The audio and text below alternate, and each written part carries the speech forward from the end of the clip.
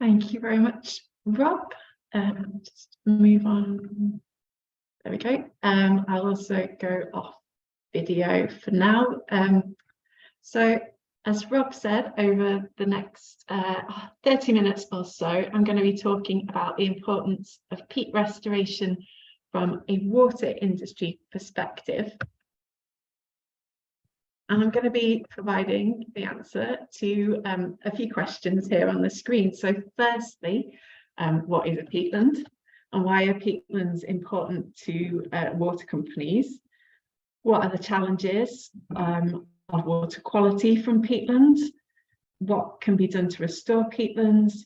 How important are peatlands for carbon net zero? Then I'll hand you over to the next set of speakers, and questions will be answered at the end of both presentations. So please be patient, we'll get to them at the end. As there's quite a large audience, we've allowed quite a lot of time to answer them, so please do use the Q&A function to do so. So I'm going to start with a few basics about peatlands. There's a huge variety of backgrounds and experience on this call, so not everyone will know this, but if you already do, please bear with me for just a couple of minutes. So peat soils are formed from carbon-rich, dead and decaying plant material under waterlogged conditions. Peatlands are areas of land supported by this naturally accumulated layer of peat soil, and we sometimes call it by other names such as moors, bogs, mires, peat swamp forests, peat moss, fens, etc.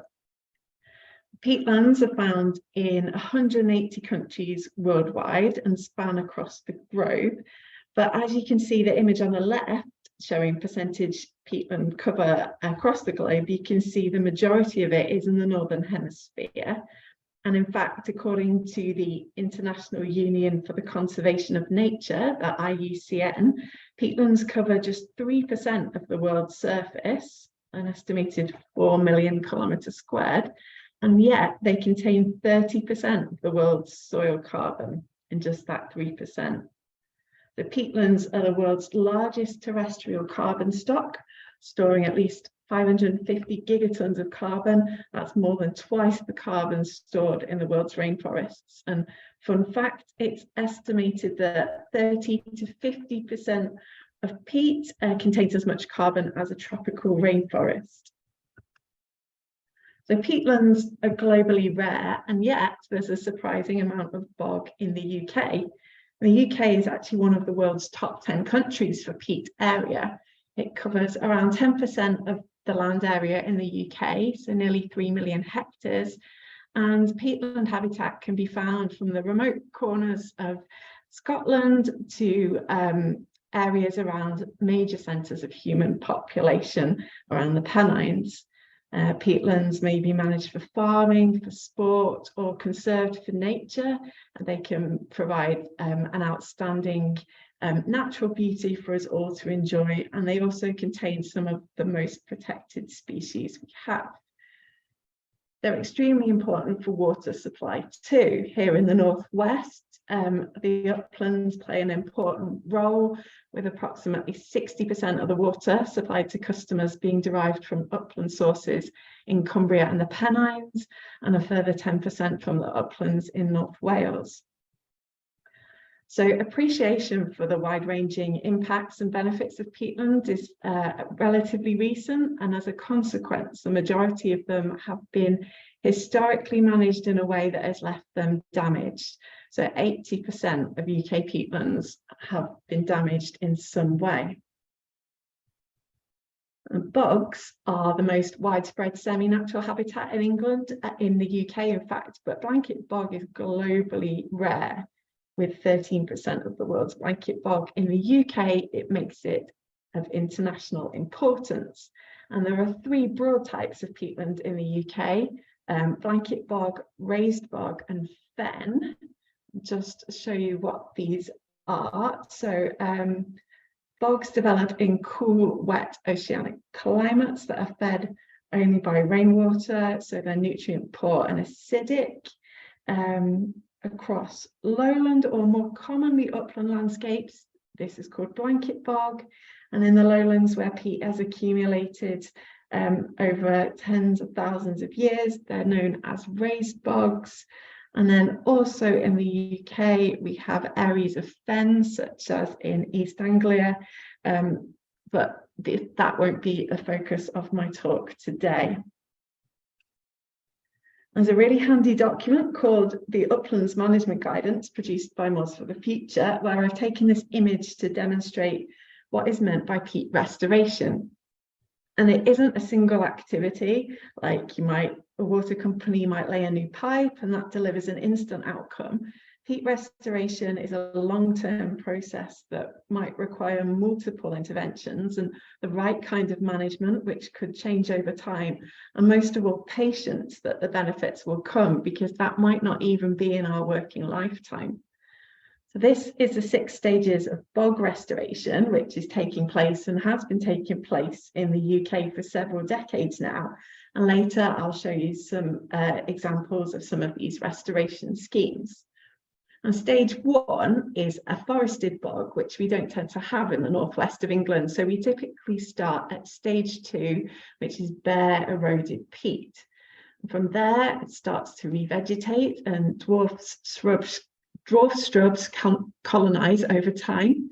It then becomes grass or sedge dominated before being considered modified bog and eventually active blanket bog. Now, if you're interested in learning more, I can recommend a leaflet produced by the IUCN called What's So Special About Peatlands. And there's also a series of videos produced by Moors for the Future Partnership called Blanket Bogs Are Worth Protecting. There's 3 videos about climate change, reducing the risk of flooding and cleaner water. And the links to all of that will hopefully be popped in the chat for you to look at later.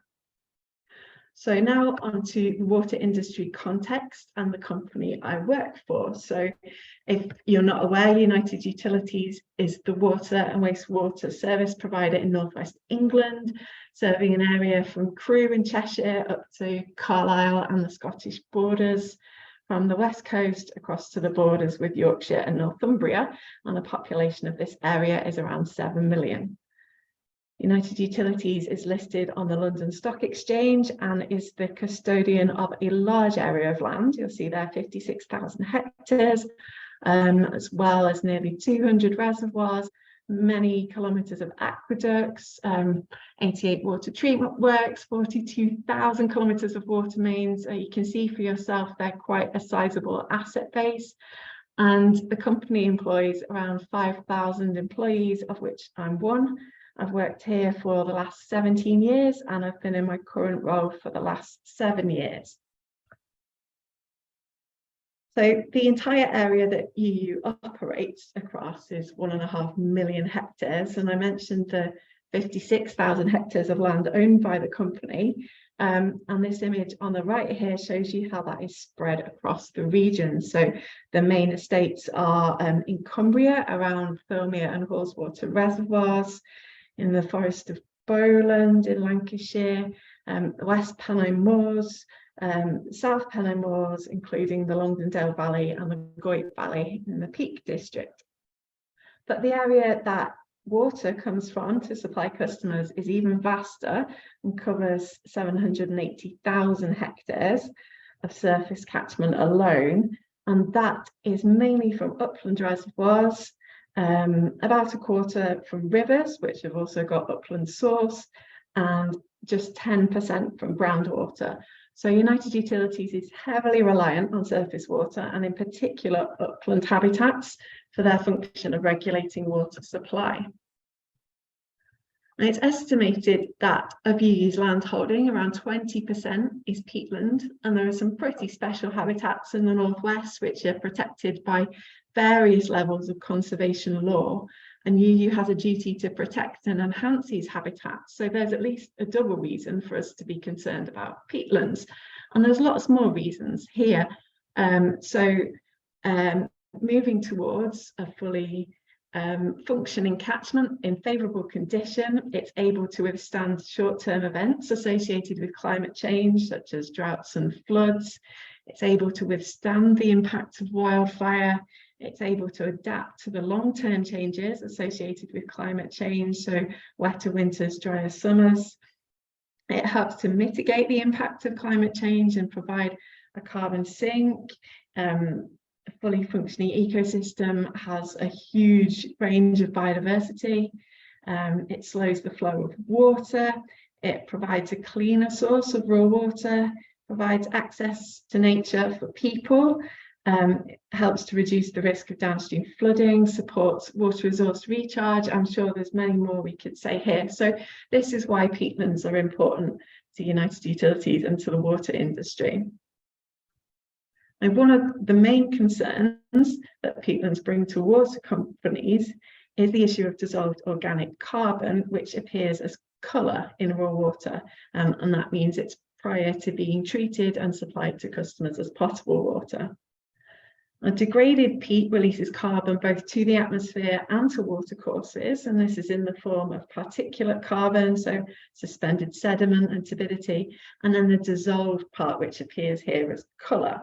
And for reasons that I'm going to go into, colour has been increasing over the last 30 years, and this is not only an environmental problem, but it's costing the water bill payer additional money in the form of additional power and chemicals needed to treat it and then to dispose of the waste product that comes out at the end.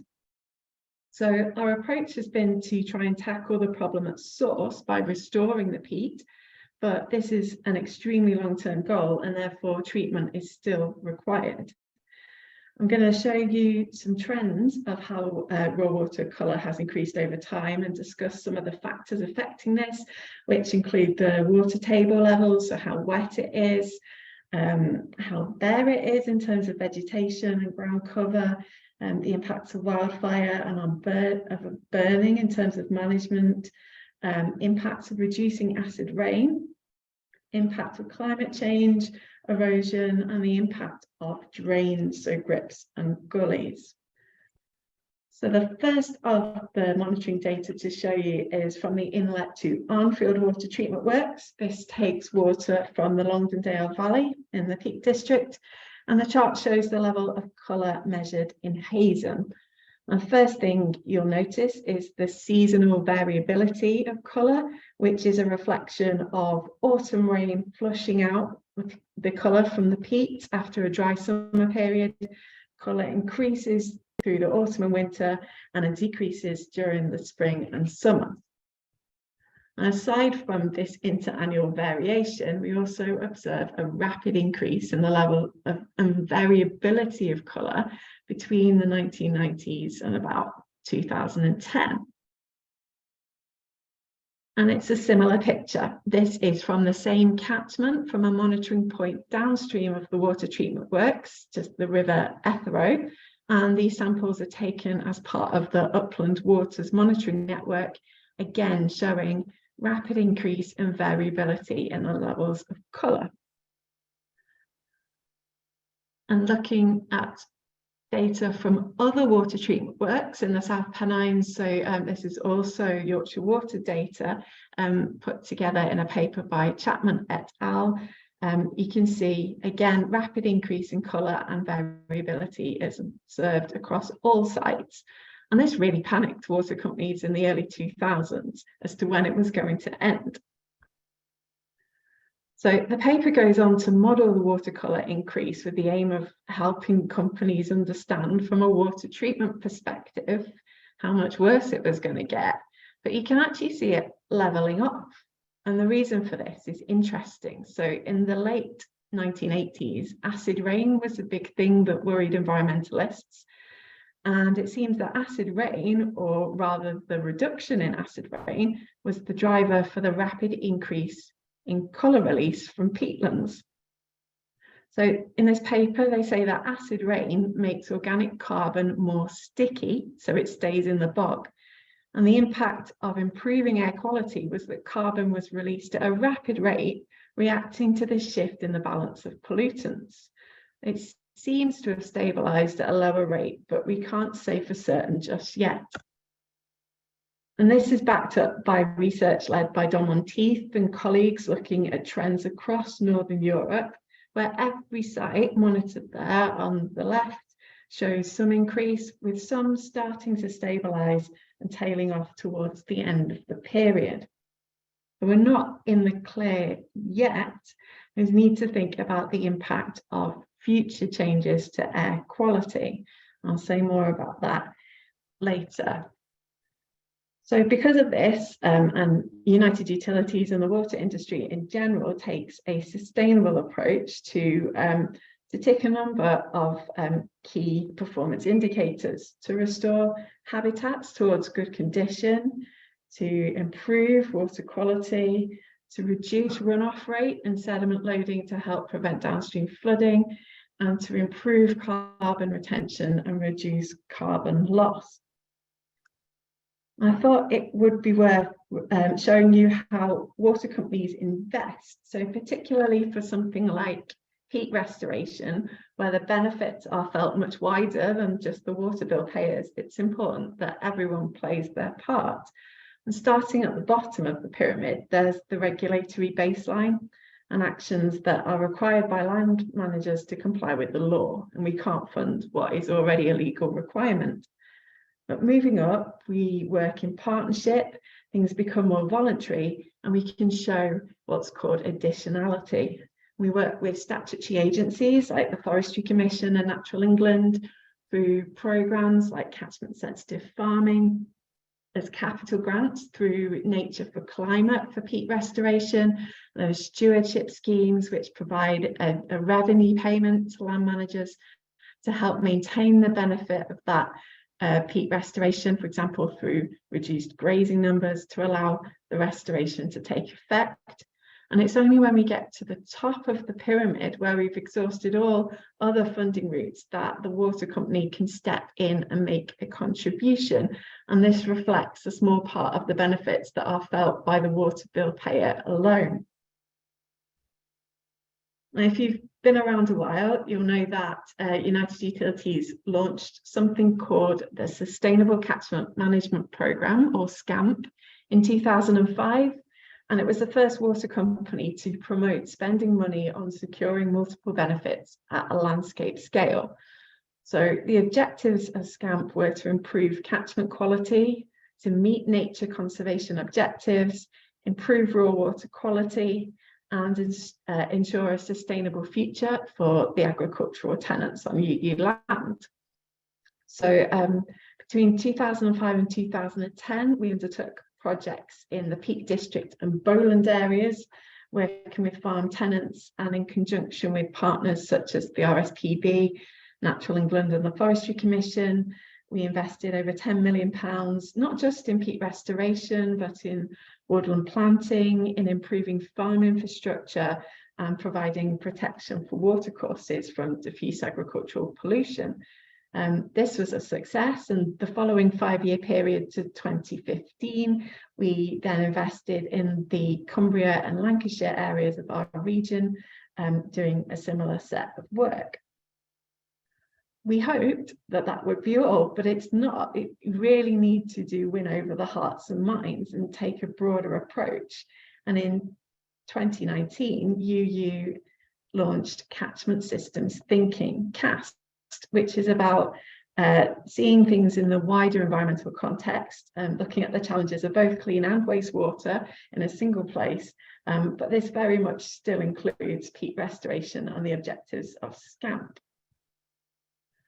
We're 2 decades on now from SCAMP, and there's a regulatory mechanism called drinking water protected areas, or safeguard zones, where if we have evidence that water quality is deteriorating due to human activity, the Environment Agency will designate the catchments at risk, and it provides a funding mechanism for investing and delivering activity, working with stakeholders to address the issues. So between 2015 and 2020, we had 12 of these safeguard zones. And in the current period, to 2025, this approach continues, and we've also benefited from a regulatory allowance for green recovery, which includes 250,000 hectares of peat restoration, as well as revisiting some of the habitat restoration schemes from SCAMP, and building on it and moving the catchments towards favourable condition.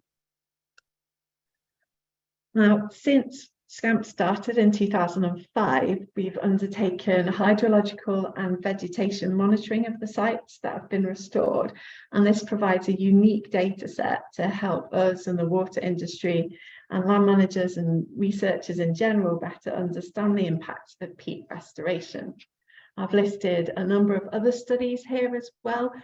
These are just a few. The results of the SCAMP monitoring are available to researchers to use in their projects. This is an image from the SCAMP monitoring data set of some dip wells, so measuring water table at one of the most degraded sites we had in Greater Manchester. You can see the variations in peat water table depth closely mirror the changes in climate seasonality and variability. So especially when there's dry summers, it tends to draw down in the dip well, and which suggests that resilience to climate extremes are still difficult to achieve in these upland habitats, particularly those that have been severely degraded, and particularly during the exceptionally dry prolonged conditions that we have seen in recent years. Peat water table depth does remain one of the most sensitive variables affected by these dry weather spells, and because of this, you can see it in the long-term data sets, and it tells us that we still need to invest to raise the water table and give it more time, and bring in the sphagnum moss and the peat forming wet vegetation.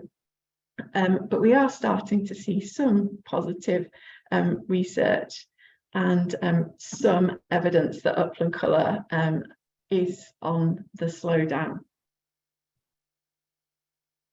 So for the next bit of the talk, I'd like to show you some images taken as part of some fixed point photography monitoring of some of the restoration taken place on UU sites.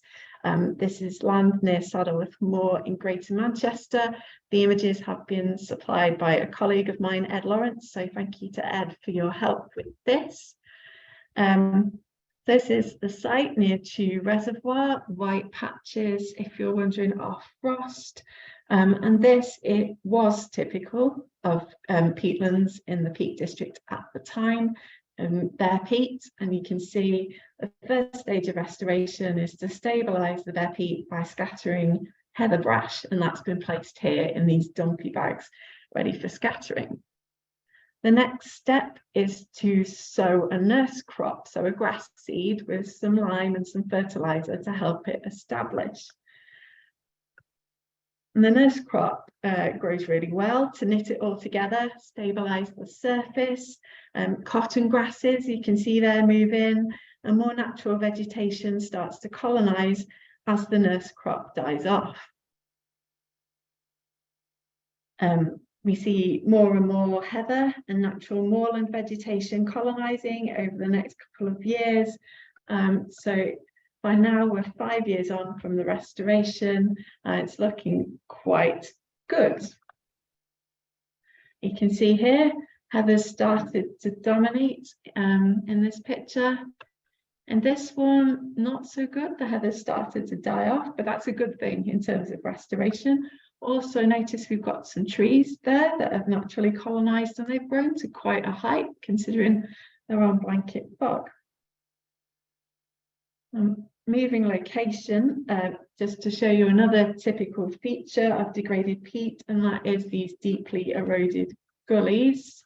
Our stone has been dropped here by helicopter, and this was the first time that this method was used as a restoration technique.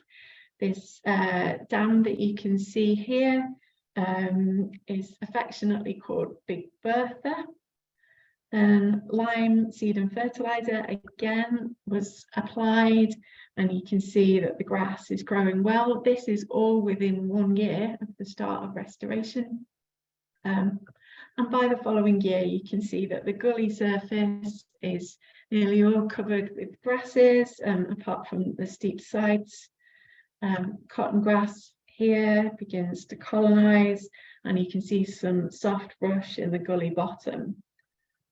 By the next year, we've got heather colonising, and finally we can see some patches of sphagnum moss, this bright green stuff here, and that is a key peat forming species. So this is what is really exciting, and I hope that's given you a little taste of what it's like to see some peat restoration, having the benefit of the fixed point photography.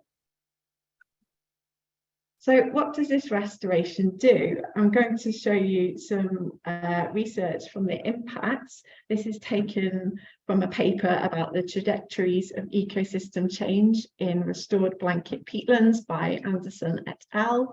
It really illustrates well the impact of restoration on key variables to do with vegetation, runoff, water table and carbon. So let's start with vegetation, and bare peat, the dark green line, that massively drops off in the first 5 years post-restoration, and you can see indicator species start to increase. In terms of runoff, there's a big impact with the blue line. Peat discharge plummets, lag time increases, and that's important for the mitigation of the downstream flood risk. Interestingly, the runoff coefficient hasn't really changed, and that's good from a water company perspective. We did wonder if we want to see the reservoir yields, but we're still getting the same amount of water, just over a different time period. And water table depth shows long-term slow recovery. And water table depth is what is important for improving the habitat condition. It's a key indicator of favourable habitat condition. And the increase is promising, but it will be a very long-term change, as we've seen from the dip well monitoring. In terms of fluvial organic carbon, so that's the carbon released to the watercourse, the particulate carbon decreases as the protective vegetation cover stabilizes the bare peat, and we had hoped that the dissolved organic carbon, the colour would improve, but it hasn't happened yet. And we're hoping to repeat this analysis. Now we've got sort of 7 years more data, so looking forward to updating the chart and seeing how that looks. Now, thinking about the future trend of colour, we've talked about acid rain and the impact that's had, or the impact of cleaner air, but we know that the impact of climate change will become more prevalent on the release of carbon going forward. Some work done by Centre for Ecology and Hydrology, looking at the impact of higher temperatures and more intense rainfall events, lead to an exacerbation of that seasonal trend. So extremely wet summers and extremely dry summers and extremely wet winters, we expect that to release more colour into the watercourse. As I was saying, the sort of dominant driver of change from the past is the recovery from acidification. We think that going forward, it will be climate change that is the driver of increasing colour, and water treatment works have a limit. At some point, water companies and therefore water customers will have to pay for this increased treatment. At the moment, the limit beyond which the treatment works can't cope for UU is typically around 100 Hazen. Above this, we reduce the throughput of the treatment works, which can impact on water supply and also increase operational costs because more coagulant is being dosed. And in some places in Yorkshire, I know that levels of colour they see are much higher, around 200 Hazen, and they've done capital investment on new treatment processes called magnetic ion exchange treatment, which is extremely expensive, but can be used to make sure that water is within the allowable limits for supply to customers. So just to round off this section, a summary from the Chapman et al. Paper, looking at past, present and future changes on colour. So stage 1, in the early 20th century, we had high levels of air pollution and water colour was locked up in peat. By the end of the century, we see air quality improving, meaning a decrease in atmospheric pollutants and a rapid increase in the level and variability of colour released to water. Between 1990 and 2010, colour doubled, and this panicked the water industry. Phase 3, so air quality is now stabilised and colour has started to stabilise but remains high. And then phase 4, we need to brace ourselves for future changes. For example, with a shift to electric vehicles, will this create another step change in air quality improvement? And what will that do to the rate of release of colour from peat? I've also indicated here where the SCAMP project took place, just to illustrate that although we have a really good set of monitoring data, it is still only a short snapshot in time. I do get nervous when people say that SCAMP was about improving water quality, because we can't actually say that it has yet. But what we know is that peat restoration will help us to hold the position steady and build in resilience to the impact of climate change. So the last section of my presentation is about the importance of peat restoration from a carbon perspective. And why is United Utilities interested in carbon? Well, climate change and the weather are absolutely critical to the delivery of a water and wastewater service. It's completely reliant on a stable climate and the natural environment. And this illustration of the water cycle shows all the places where carbon interacts with the water industry. From a peatland perspective, we're looking at catchment systems thinking approach and the use of nature-based solutions such as peat restoration to mitigate some of the impacts. But I just wanted to show you that this is only part of the carbon picture for a water company. In 2020, United Utilities, along with the rest of the water industry, announced science-based targets and a commitment to be carbon net zero by 2030 to help tackle climate change. And the science-based targets are for emissions, both direct and indirect, sometimes referred to as scope 1, 2 and 3 emissions. So emissions from direct activities such as the treatment of wastewater, then emissions from electricity purchased, which as of next year will all be green energy, and then emissions from the wider supply chain involved in providing a water and wastewater service.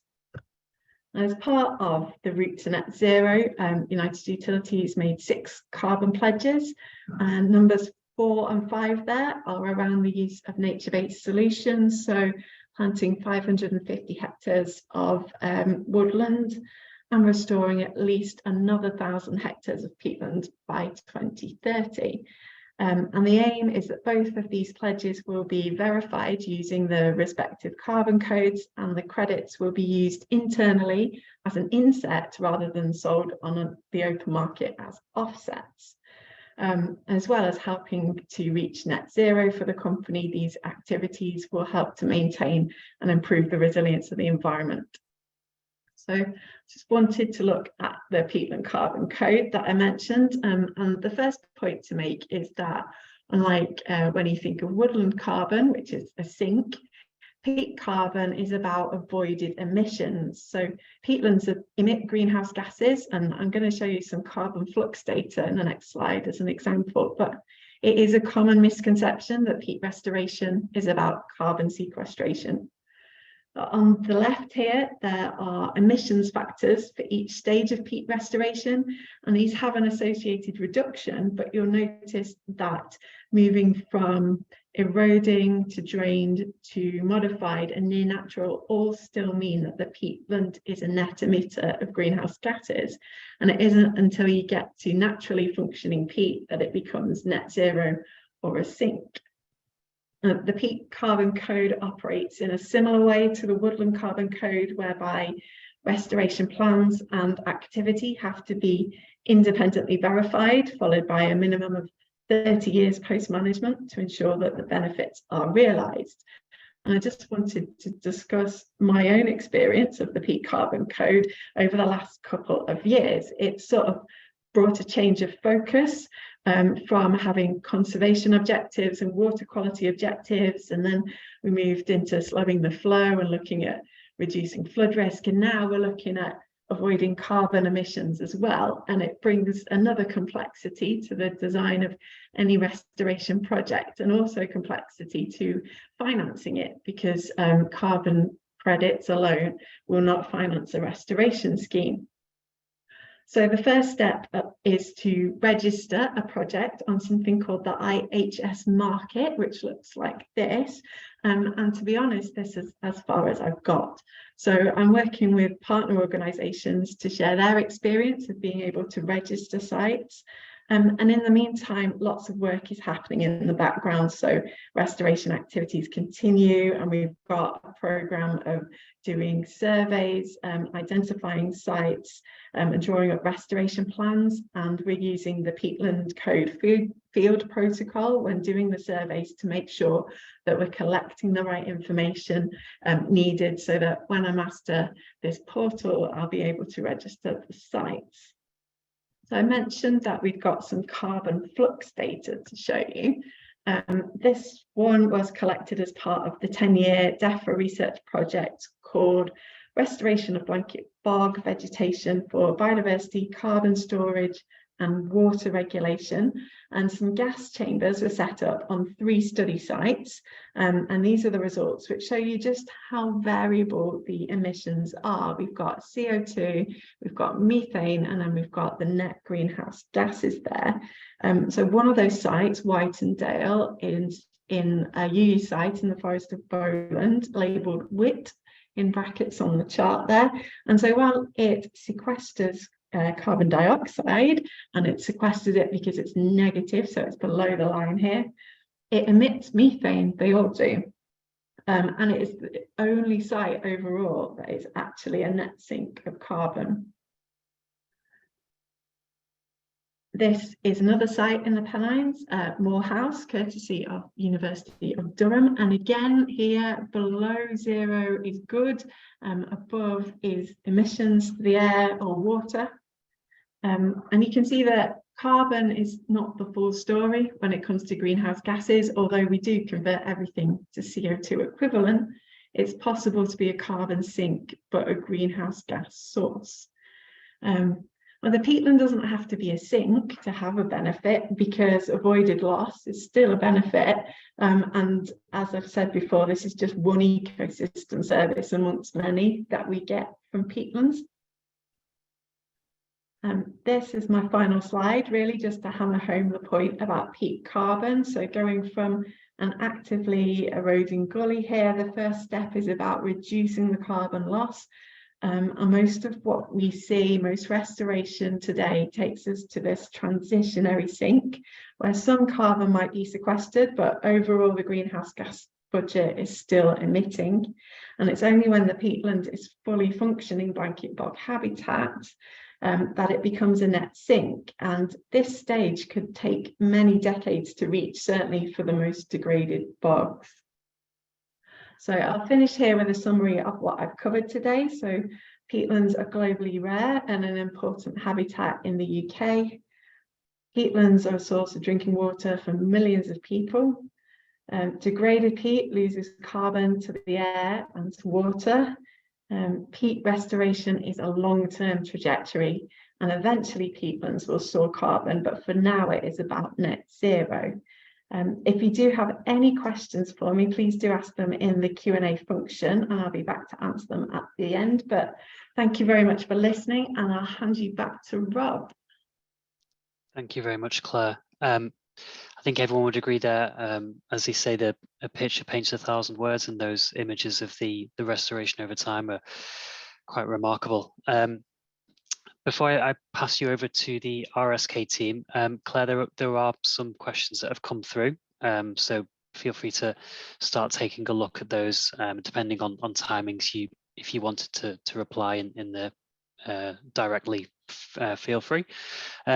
So the next part of the presentation is going to be led by Kat Evans, who is as part of the RSK ADAS team. So Kat, I'll pass over to you.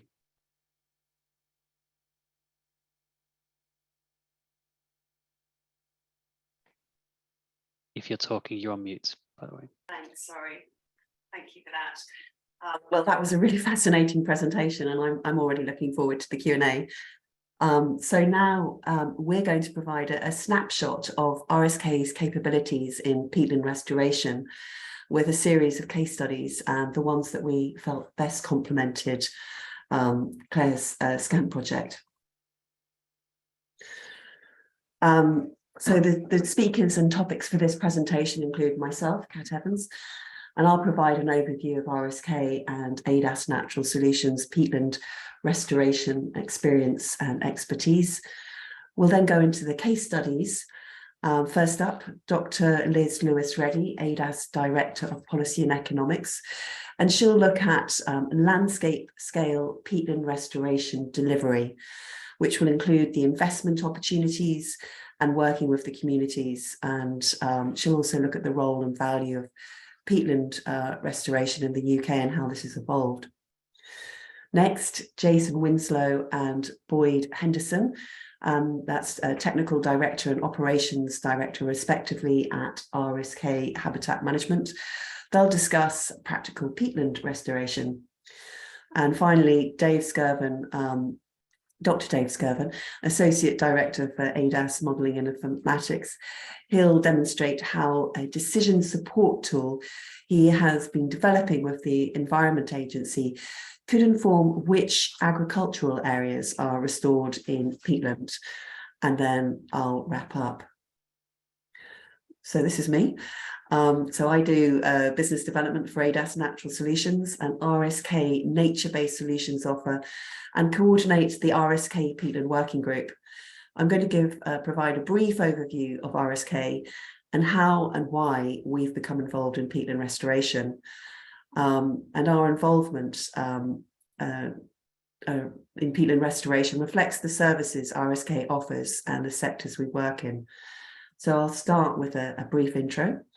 So RSK started over 30 years ago, and its focus is to deliver clients' business goals whilst protecting the environment.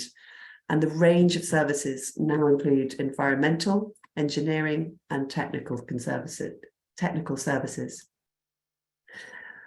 It consists of over 175 companies that deliver over 150 specialist disciplines.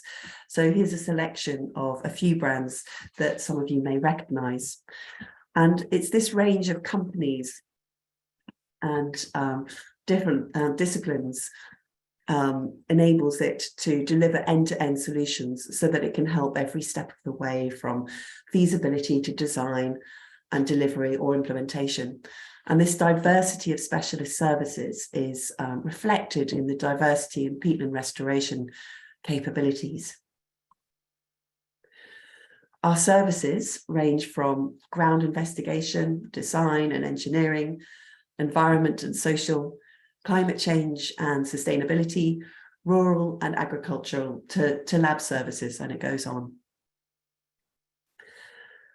The peatland restoration expertise has been used in various different sectors, including infrastructure, such as transport and pipelines, to renewables and power, the water sector, government, advisory bodies, such as the Committee of Climate Change and NRW, to the third sector, such as the RSPB and the Wildlife Trusts.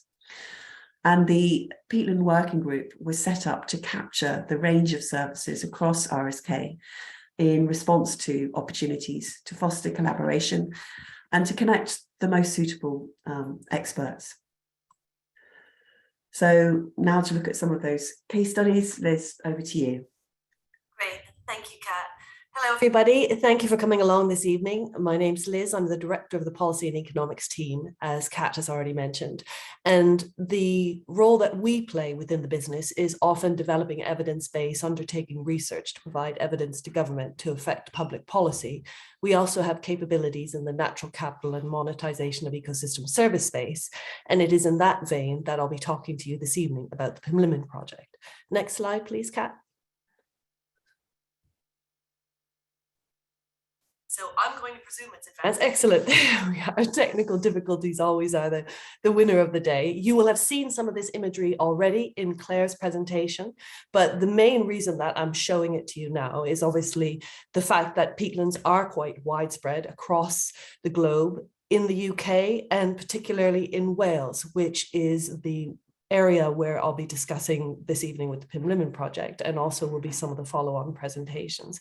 Based upon the really good explanation of the value of peatlands in a carbon context, I won't reiterate what Claire has said, but essentially the perspective of peatland as a carbon safeguard and eventual carbon sink is one of the newest iterations of the value of peatlands to the UK and the globe in general. And if we think back, a lot of these projects developed, as Claire outlined, with an objective towards biodiversity and other ecosystem services. And even further back, our peatlands are seen as agricultural habitats within which our communities in the upland areas and some lowland parts of the UK lived.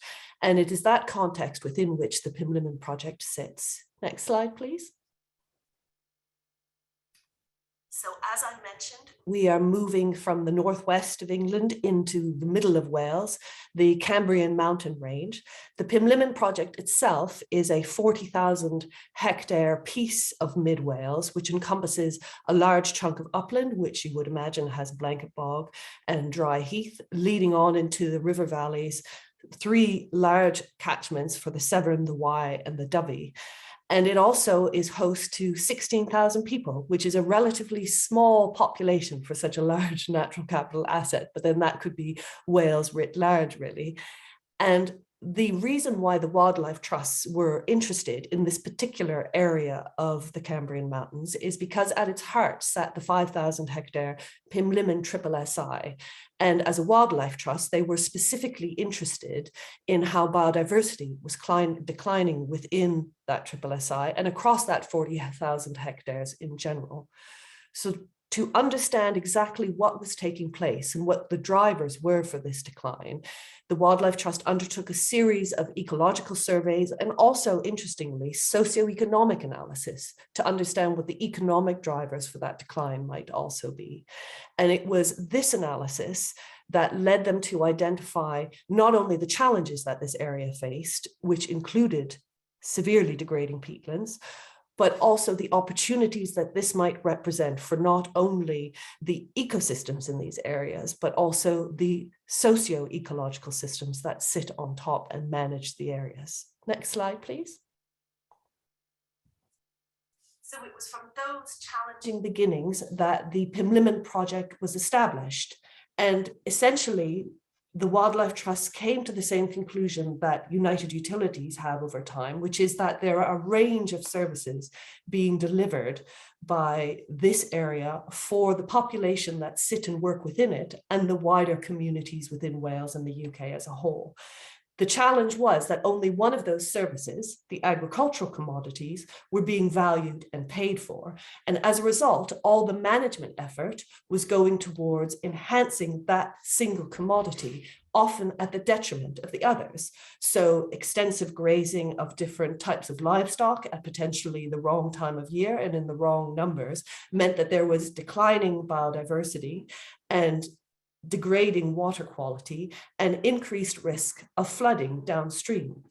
So these challenges represented to the Wildlife Trusts an opportunity to reframe the picture, to not just look at that single commodity as the only economic opportunity for the area, but to potentially be able to measure, modify, and then monetize these other services so that they could sit alongside that food commodity and potentially represent a new socioeconomic system on which the area and ultimately the natural capital of Wales then depended. Next slide, please. But as with all all lofty ideas, you have to start somewhere, and it's developing that evidence base. The first port of call is necessarily proving that you actually can affect change. And as we saw demonstrated so well through Claire's presentation, and as you'll see from the subsequent RSK ADAS providers, we can affect change in these upland areas through relatively straightforward and sometimes not straightforward restoration techniques. But the crucial point is not just being able to visually assess change, but also be able to quantify that additionality that Claire referred to. And that's because the premise of the Pimlimon project was not just focused on restoring the ecological system, but that socio-economic system as well, developing a market that could then utilize these services in a way that enabled them to be valued and then paid for, and then become part of that income portfolio for the communities that live within these sites.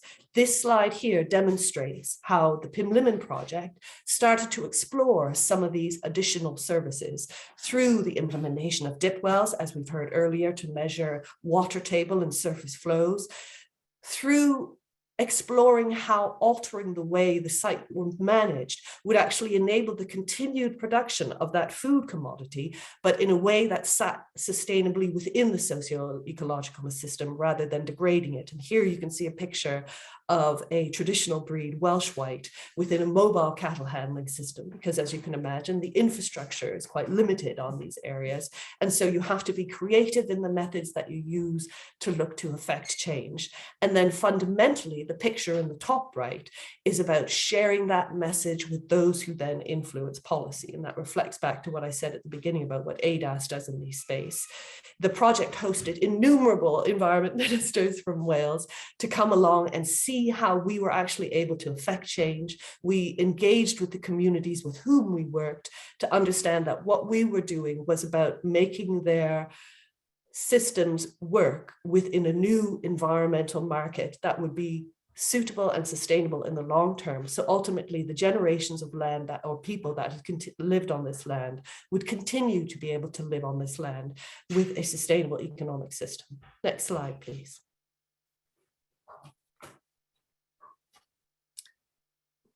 Once we demonstrated that we were able to make change on the ground, that we were able to bring the communities along with us to deliver that change, and that we had a role to play in providing evidenced policy, we then needed to take that next step to be able to identify, well, where are the wider opportunities beyond the occasional pilot areas that we have within the Pimlimon project itself.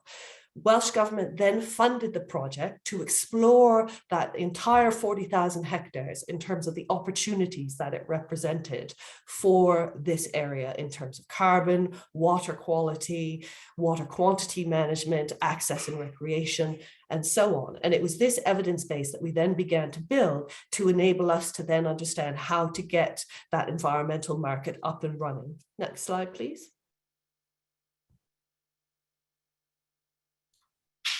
To do this, we had to take a step away from the ground on which we enjoyed working and the outside in which we quite enjoyed the atmosphere of, to one where we sat in front of a desk and undertook a supply chain analysis. And as Claire mentioned, there's a myriad of services that are being delivered by these sites. And we needed to understand which of those services were most viable in terms of an environmental market, which ones were the most furthest down the road in terms of the readiness of their market, and which were likely to have the greatest return on investment for the communities who lived within these areas. Next slide, please. To undertake that analysis, once we'd identified the key ecosystem services that we wanted to focus on in collaboration with the local communities, we then, as I said, assessed the overall supply chain. So if we do generate peatland carbon, how does that peatland carbon get to market? Who are the intermediaries that can help facilitate the design and implementation of the project? Who, as Claire identified, are the ones who are going to provide us with that quality assurance to measure that additionality, which is so crucial for private sector investment, or demonstrate to government that more public money is needed to be able to fill that gap between what can be delivered by public and what can be delivered by private, and how to expand that evidence base. And it was this that enabled us to start developing an investment portfolio, which meant we then essentially had a service to take to the market. We were able to quantify the change that we could deliver on site across all these services, and then help us source who was likely to pay, how that payment structure would work, and what would be the ultimate pounds and pence value returned to the landowner for having those activities on their land. Next slide, please. Overarching all of this, and this rather complicated slide, is a governance structure that obviously is quite fundamental to the development of payment for ecosystem services and environmental markets over time. This is still very much in its infancy, as you can see on the structure on the slide, and is currently being explored by governments across the UK. But it is quite a key fundamental part to the development of these markets, because ultimately we don't want to replicate a system which is raced to the bottom. We want to create a sustainable socio-ecological and socio-economic system. And that needs as much evidence-based and ground truthing as all of the peatland restoration work that we referred to earlier. So watch this space as this evolves over time. Next slide, please. Just a quick note to say that we were very pleased that the work that we had done as part of the Pimlimmon project and a number of other projects funded by Welsh Government and elsewhere across the UK then have resulted in fundamental policy shifts within the Welsh Government towards a sustainable land management agenda, the sustainable management of natural resources rather, and ultimately have led to the Peatland Action Programme that currently exists within Wales. So all this evidence base that is generated from around the UK can ultimately lead to effect change, not only in terms of a socioeconomic system, but also the policy that sits over top of it to that continue to facilitate that change and development. And we're very pleased to have played a role in that. Next slide, please. This is my last one, so I'll finish off quickly. But the point I wanted to make here was essentially the fact that our investment journey over time replicates the processes that we can see within the private sector market of interest in the ecosystem services, whether it be peatland carbon, woodland carbon, water quality, quantity, etc. You can see how we moved from public to a mix of private and charitable, then public and public, back to private. And ultimately, this picture will always remain mixed, as Claire illustrated with her beautiful diagram, because it's about who the ultimate beneficiaries of that service are and who has the capability to invest to affect change and where that responsibility lies. The key point is that this, as with the peatland restoration space itself, is evolving and changing, and ultimately, hopefully, we'll get to a point where we have a sustainable socio-ecological system based on a sustainable economic model. Thank you very much. Thank you, Liz. Good evening, everyone. I'm Jason Winslow, Technical Director for RSK Habitat Management. And with me is my colleague Boyd Henderson, who's Operations Director for Habitat Management. We both have extensive experience physically restoring peatland in the UK. And today we're going to illustrate the practicalities of peatland restoration using some recent project examples. Next slide, please. So as Claire's already discussed, there's three types of peatland found in the UK: blanket bog, raised bog and fen. The scale of erosion varies by peatland type, as well as how degraded they are. However, the erosion processes, both on and below the surface, and the associated challenges broadly remain the same. Next slide, please. Peat erosion is a natural process driven primarily by the actions of water and wind, but even slight changes in conditions caused by human activity can lead to accelerated erosion and degradation. While these have been investigated for more than 60 years, some are actually still quite poorly understood, and the result is that strategies aimed at reducing these risks associated with peat erosion may not be quite as effective as they could be. And as others have already touched on, erosion leads to loss of organic material and carbon from peatland. And the common downstream consequences of peat erosion include the smothering of aquatic habitats and fish spawning gravels, sedimentation of reservoirs, and of course the significant cost to remove carbon and coloration during water treatment. The prevention and control of peat erosion risk relies on designing and applying appropriate restoration and management techniques to restore cracks, gullies, sinkholes, peat pipes, bare peat, hagging and afforestation, which my colleague Boyd will discuss in detail within the context of several case studies. All of these erosion types lead to a change in hydrology, vegetation cover and type, and whilst there's commonalities, they're all managed using subtly different techniques on the ground. Next slide, please. So what do we mean by peatland restoration? Well, restoring peatland aims to reverse this damage by covering bare peat areas with vegetation, by blocking drains to raise the water table to return to waterlogged conditions, and of course the reintroduction of sphagnum mosses into areas they've been lost. This is carried out using a combination of machinery and manual labour, typically using specialist excavators for sensitive bulk earthworks, low ground pressure equipment such as ATVs for seed and brush collection and spreading, and of course good old manual labour for vegetation management, plug planting and coir matting. Next slide, please. What are the common challenges we face with practical peatland restoration? Well, it certainly isn't for the faint-hearted. The combination of remote location, extremely soft ground conditions, sensitive soil and ground flora, and very harsh working conditions mean that it needs to be carried out by contractors with the right machinery and experienced staff. One of the biggest factors that leads to a successful restoration is early contractor involvement during the restoration planning stage. And I think that's true of all restoration projects, but for me, it's particularly important for peatland restoration as the risks are amplified in these challenging conditions. Next slide, please. So what does good restoration look like? Well, if it's done well, the end result should subtly blend into the wider landscape, although of course it may take several decades to realise the full benefits of the restoration.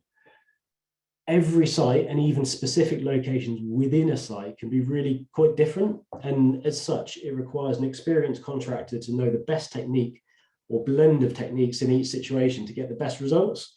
And sometimes decisions need to be made on a site level that can make or break the success of a restoration, and that really relies on that contractor knowledge and experience. I'll now hand you over to Boyd, who's going to discuss a couple of recent landscape scale restoration projects carried out by RSK Habitat Management and walk you through the common techniques used in peatland restoration. Thanks, Jason. Yeah, so my name is Boyd Henderson. I'm the Operations Director at RSK Habitat Management. And as Jason mentioned, we carry out practical peatland restoration projects. So my first slide there shows some contour bunding we carried out on a site at Carnfleur in mid-Wales. So previously that site was losing a lot of water in the direction right to left. What we've done there is put in contour bunding to start to slow down the water loss. We also intercepted quite a number of peat pipes quite low down in that site. So that will also slow down and prevent the subterranean water loss. And then hopefully we'll get sphagnum. We'll start to colonise in those pools and the bog will get to a more favourable condition. Next slide, please, Kat. So these slides show on the left-hand side, that's a recently constructed contour bund. So to make that, we simply prepare the site by stripping off the turf, put that to one side. We'll use that again to landscape the bund. We'll then remove the humus layer of peat, dig our way down to some nice sticky peat, some good quality peat, and we'll start to mound that up to create the bund, compacting it as we go along to ensure that it's as watertight as possible. And then we recap that with the turf to promote growth and reduce any erosion on top of that bund that might happen. And then ideally, the picture on the right hand side, ideally that's the end result, as those contour bunds are starting to hold back water, not only visibly, but underneath the ground, because we've intercepted any peat pipes and we've reconsolidated that peat. The ground will be wetting up just overall, but it might not always be visible. Next slide, please, Kat. So these slides show what was a fairly sizable gully into which we put peat dams, which are much the same technique as the contour bunds. They'll be a little higher, and then they will be keyed into each side of the gully to ensure no water can get around the sides. They'll be quite a bit wider underneath the water, so probably about 2 meters wide underneath, then a sort of trapezoid shape coming up to maybe 1 meter on top. And again, they'll be topped off with turf to stop any erosion and sort of water damage. And again, we'll look to get the sphagnum moss to recolonise in those pools behind there, and then eventually over a period of time the gullies should be repaired back to a favourable state. Next slide please, Kat. Again, this was a big gully, which looks on the slide on the left, it looks quite dry, but when you were stood next to that, you could actually hear the water running away underneath that grass cover, that deer grass. So there was a lot of water loss going through that gully and leaving the bog. So again, the picture on the right, we put in peat dams. There's a bit of reprofiling of hags down to the sort of far end of the picture as well, to take away the sharpness of the edges and reduce erosion again. So that gully, I think in season 2, this one was at Lake Vyrnwy, up in mid Wales. So that started to colonise sphagnum moss in there again as well, in the standing water. Next slide, please, Kat. So this one here, this was the site at, this is near Tywey Forest, mid Wales again. So the right hand side of that picture shows a hag. It was actually a bit bigger than it looks in the picture. It's probably about 1.5 meters high. It's actively eroding. The peat's just dropping away and then washing away as it rains. So what we've done there on the left hand side, this is a sort of was work in progress. So we've peeled back the turf from the top of the hag and then reduced the gradient of it down to about 30 degrees, maybe, or a bit less if we can achieve it, and then replace the turf. And hopefully that reduction in gradient will allow it to revegetate and reduce the formation of the hag and the peat loss. Next slide, please, Kat. So this picture shows a severely eroded bog in Scotland. We've got rapid peat loss from water, weather. There's peat was actually blowing away on the site. We've lost all the vegetation. And this is just a sort of less machine-orientated intervention where we've put in coir rolls to slow down the water, get the water to stand there.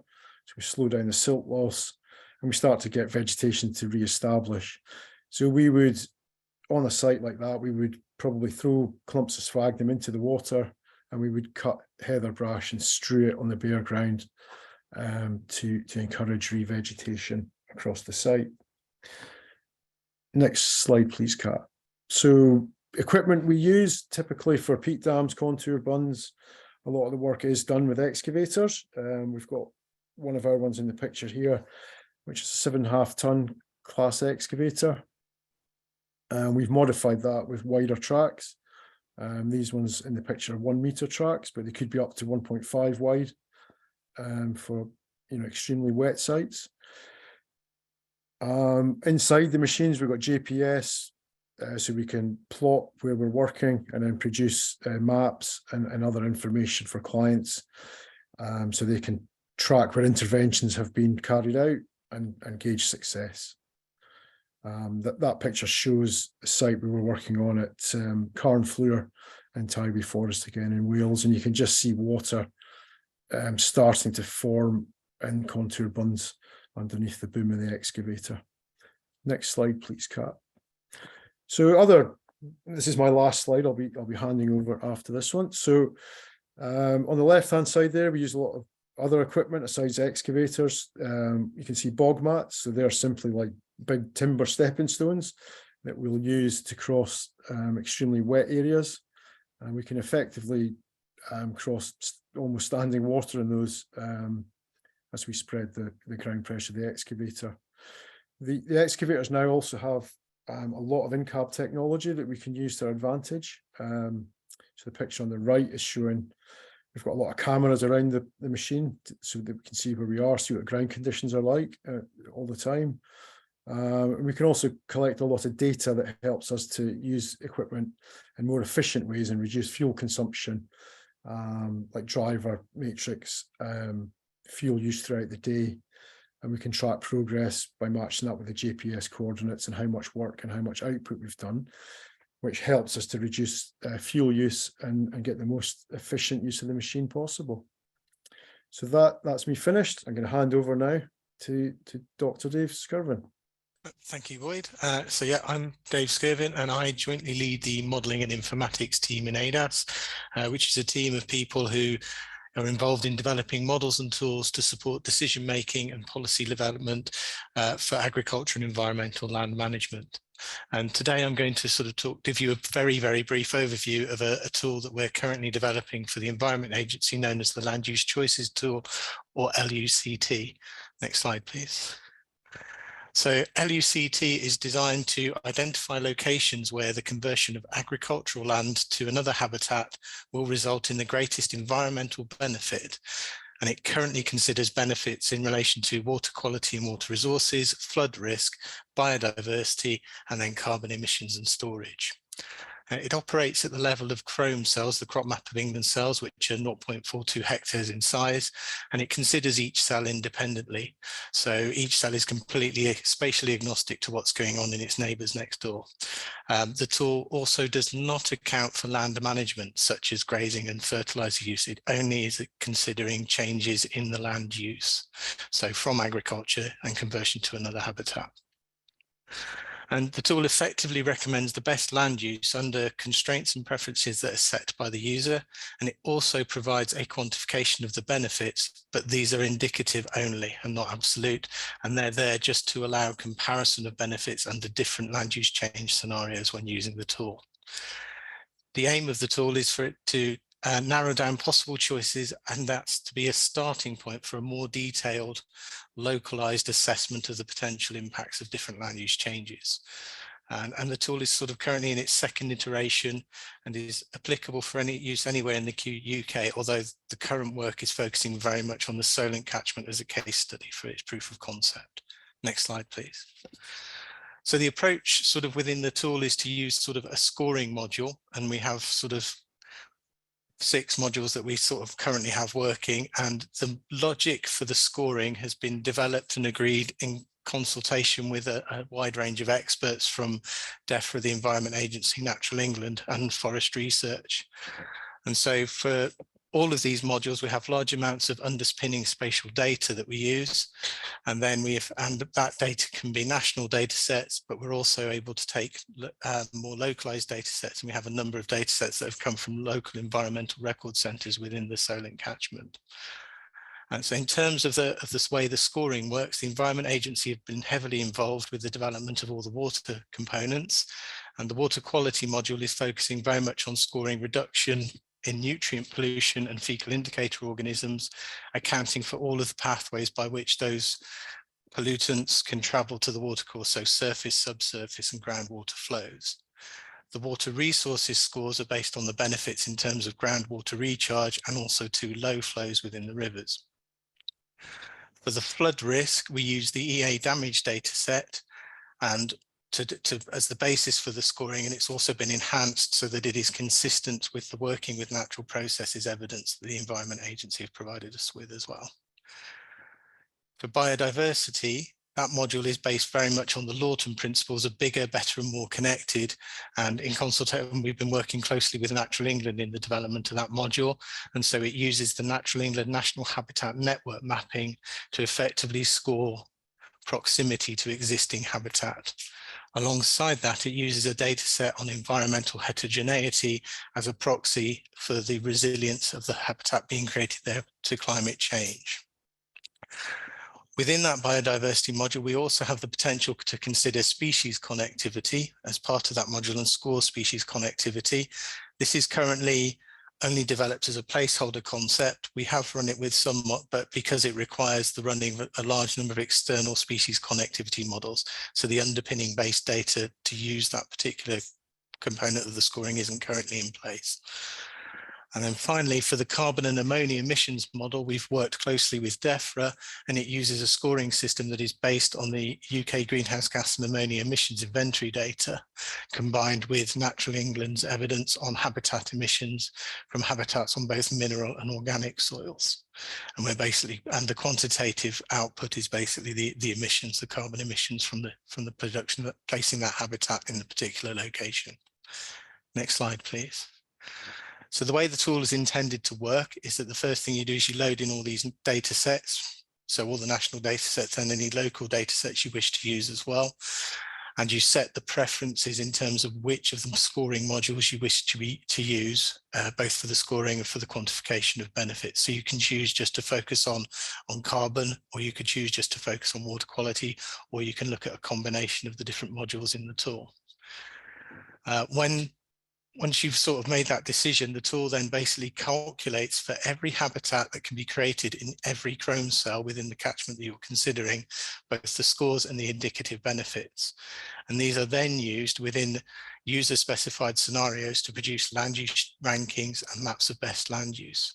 And those scenarios can basically be used to specify targets such as percentage reduction in nitrate pollution to watercourses, or percentage increase in the amount of carbon stored over different timescales.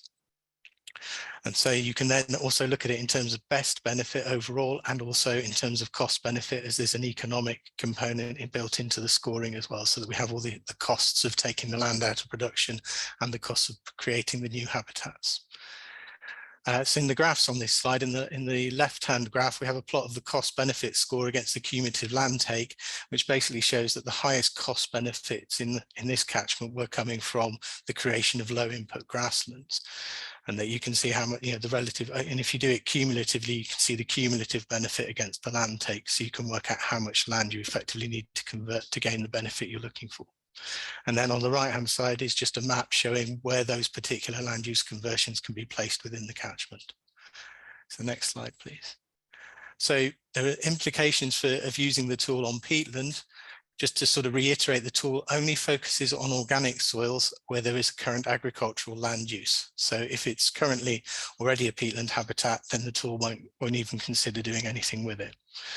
So and then the choice of the alternative land use that you put on that organic soil is governed very much by the user's priorities, be they water quality, water resource, flooding, biodiversity, or carbon. But within the scoring, there are some logic that sort of looks at the benefits. So the carbon module has been designed so that it effectively scores the creation of a peatland habitat on an organic soil at the highest, which is effectively restoration of those habitats. And that's basically looking to minimize emissions. So it's that reduction of the emissions longer term. For the biodiversity module, it effectively scores things highly only if it's in close proximity to an existing habitat. So therefore, if you create a new peatland habitat next to an existing one, it will get a very high score. And then in the flooding and water resources modules, we have an uplift for creating peatland habitats based on the fact that it holds back water and slows the flow. And the final thing to mention is there's also a constraints layer which can be used specifically to prevent conversions. So you can effectively prevent the creation of, prevent people from planting woodlands on peatland, so that woodland habitat never gets scored. It's not allowed. And finally, just to say the tool's under active development, and so there's a lot of potential to update underpinning data sets to reflect both local knowledge and also changes in underpinning science knowledge. And this is especially important for the carbon side, where we know there's a lot of variability and uncertainty about the carbon emissions. And so at this point, I'll now hand back to Kat.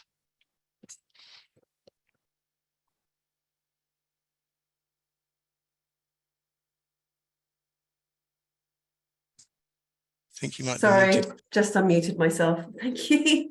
So, sorry. Now for a very quick shameless plug. All of today's speakers are from ADAS and RSK Habitat Management, which make up ADAS Natural Solutions and nature-based solutions, and we can help you at any or every stage of the way for peatland restoration and other nature-based solutions. whether it's identifying the solution to securing land or design and delivery. And as part of the RSK group, we can also draw on the expertise from across the group or just introduce you. To give you an idea of the wider expertise, capabilities and products which we haven't covered, maybe for another webinar, here's a quick list. Very briefly, in addition to what's been discussed, it ranges from advice around climate change and adaptation to polludiculture, that's farming on re-wetted peatland, to cost-benefit analysis and mapping natural capital to identify the best areas of peatland to restore for water quality and other ecosystem services, to hydrological assessments and process-based design for peat restoration products such as coir matting, and also the UK's largest native wetland plant nursery. All of these slides will be circulated, and I'm mindful of time. But before the questions, you may have noticed that there has been a change in the lineup. Unfortunately, Chris Forster-Brown, who we hoped to be one of the speakers, died unexpectedly a few weeks ago, and his death must have been devastating to his family and friends. And his loss will also be felt in peatland restoration and the ecology biodiversity sector, where he provided guidance to governments, advisory bodies, and many others. He's certainly missed by ADAS and RSK. May he rest in peace. And over to you. Thanks, Kat, and the rest of the RSK team. Yeah, I think it was really interesting to see some of the practical examples that you showed there, and also some of the tools used to make better decisions. And I also just wanted to share my condolences to you and the team. Understand how shocking that news was a couple of weeks back. Just with an eye on the time, we'll rattle through some questions. Worth bearing in mind, if anybody does have any other questions or they have some that haven't been answered, we will chase those up later on and send those out as well. So don't be too dismayed if we don't get to your question today.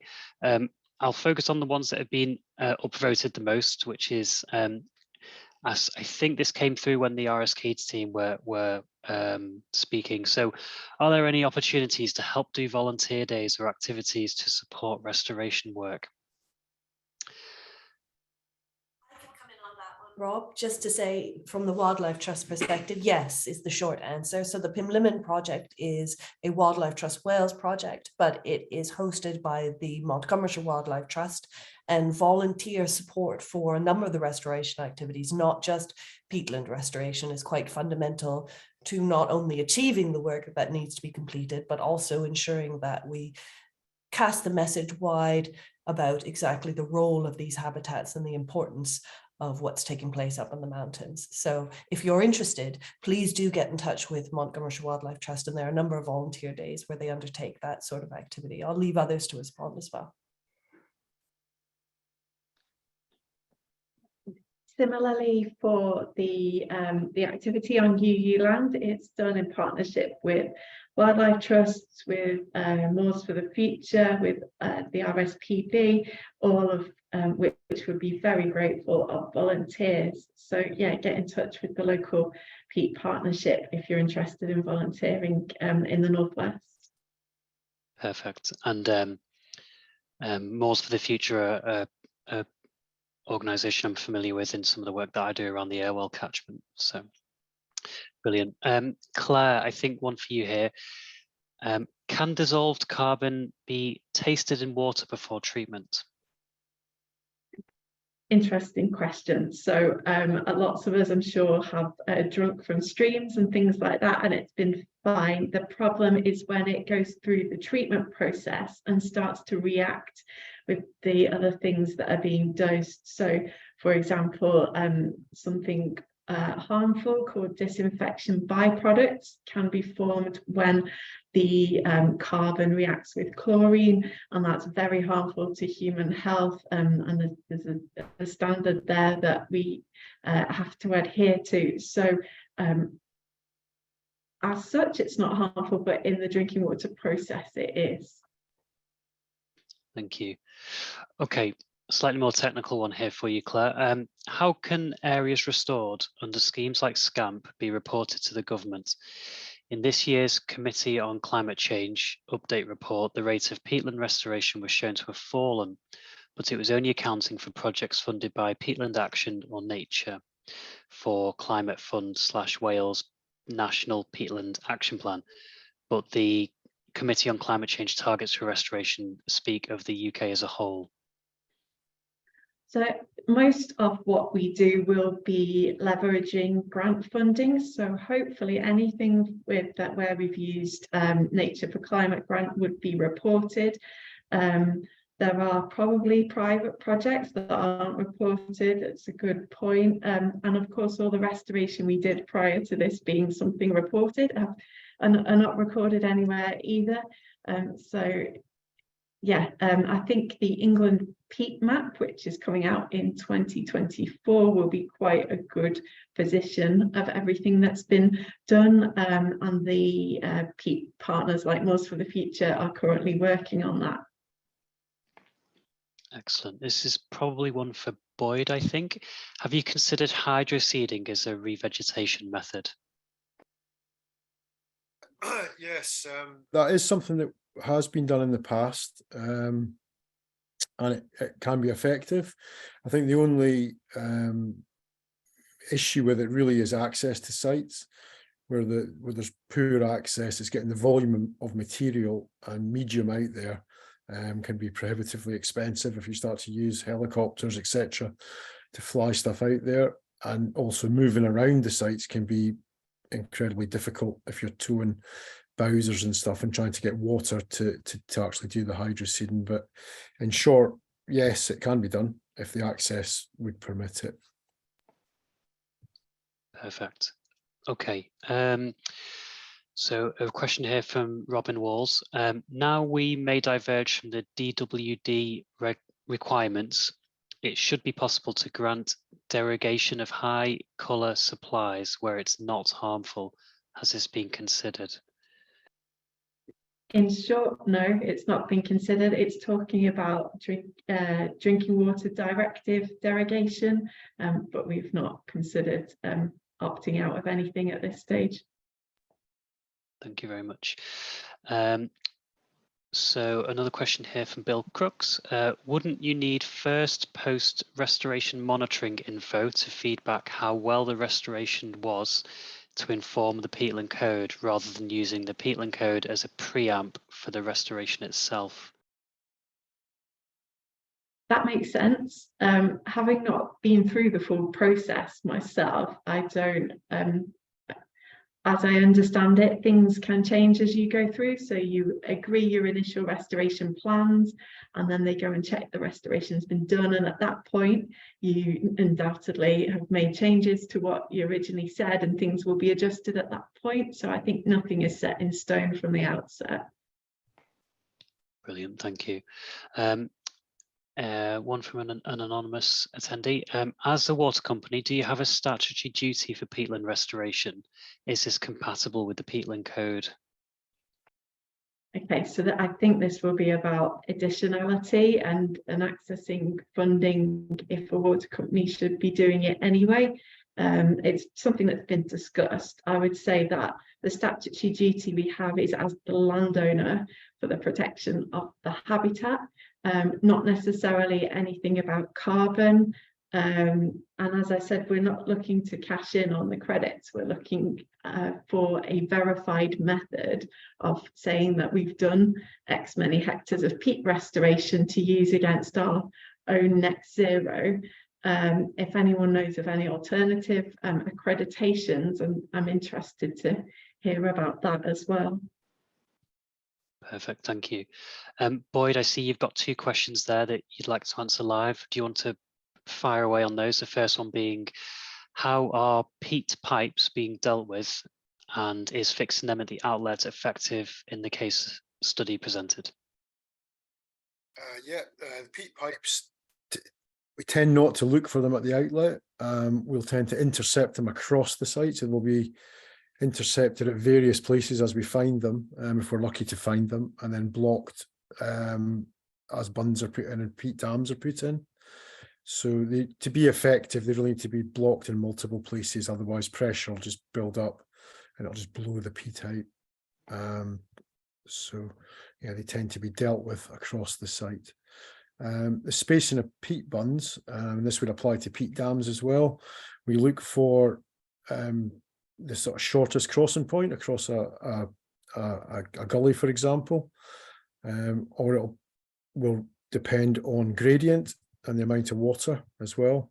So the speed the water might be coming down that gully, or the gradient. The steeper the gradient, the closer together we'll put the bunds in the peat dams, and the less gradient we'll start to space them out a wee bit.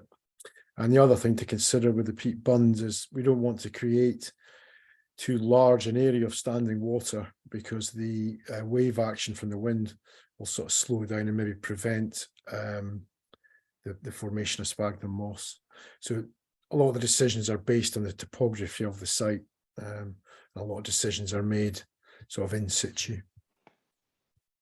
Lovely, thank you. I realise we are over, but there's only a couple of questions left, so I'm eager to get through those if possible. So the acid rain relationship with DOC/discoloured water is fascinating.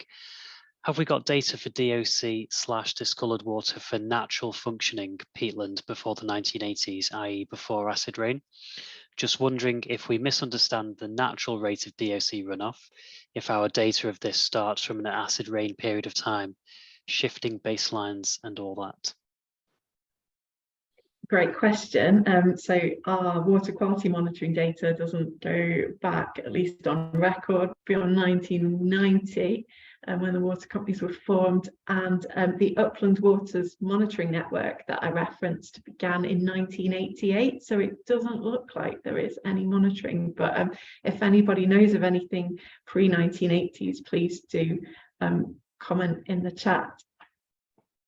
Brilliant, thank you. And Liz, one question for you. What type of local data is collected? Does this involve engaging communities?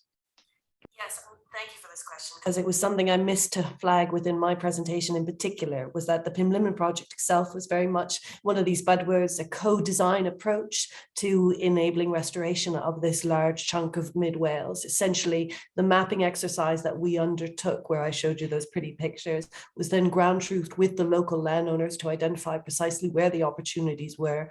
Every step of the way that we undertook a desk-based analysis, we would then take that back to our collaborative learning group of landowners to see whether or not they were comfortable with the opportunities that were identified, and also the potential investors who would be part of that process going forward. So it was definitely a ground up, if not middle way up, from both directions approach to our project. And from our perspective, that's the most logical way to embed sustainability, both in terms of the restoration, but also the acceptance by the local communities for the long term. Perfect, thank you very much. That is all the questions. So, oh, hold on. Yes, that is everything. So thank you very much, everybody who's attended, for taking the time out to listen in, and also to the presenters. Thank you very much for taking your time and putting over your expertise. I think everybody found those slideshows really engaging and really interesting. So thank you for that. As Barbara mentioned in one of the questions, the recording for this should be available in a couple of weeks' time, so you can keep an eye out for those. And any links that we, things that we talked about earlier on, the link should be in the chat as well for you to see those. So without keeping you any longer than necessary, thank you very much for joining. And please keep your eyes on the events page going forward on the SciWen website for any more events that we have. Barbara, if you've got anything else that you'd like to add. I'd just like to thank the branch and the speakers. Really interesting presentations, and there's a lot of positive solutions there, which I really like, which fits in with our presidential theme for the year, which is Wicked Solutions. And also just to remind you that the COP15 is starting tomorrow, and do have a look at it. It's very important. I think they're trying to work COP15 and COP27 and meld them together so that you get the more comprehensive, holistic solutions to the problems that we face. But I'd like to thank everybody for attending, and as I say again, for the branch and the speakers, and hope to see you soon. And do keep your look out for the events coming up in the new year, which will be just beginning to be put on the website now. Brilliant. Thank you, everybody, and hope to see you all soon, perhaps in real life for our next event. So thank you very much, and good evening.